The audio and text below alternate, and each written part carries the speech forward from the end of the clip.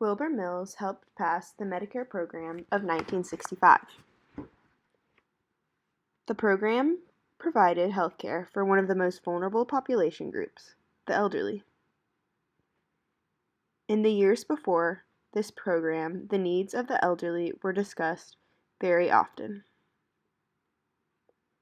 Medicare helped so many elderly people pay their medical bills without them having to sell their personal things.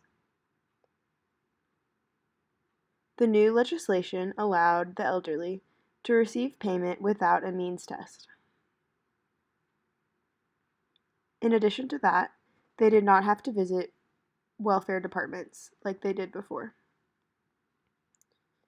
The Medicare program had many other benefits as well.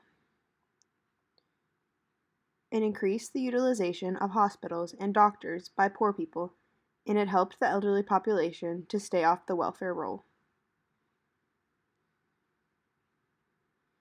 This being said, there were drawbacks to the program as well. Elderly people with chronic conditions were not provided with much assistance because only 60 days out of a hospital stay would be covered. Physicians were allowed to charge higher rates that weren't able to be reimbursed, so elderly people had to use their own resources oftentimes. This meant that the elderly were paying almost as much as they were paying before the passage of Medicaid.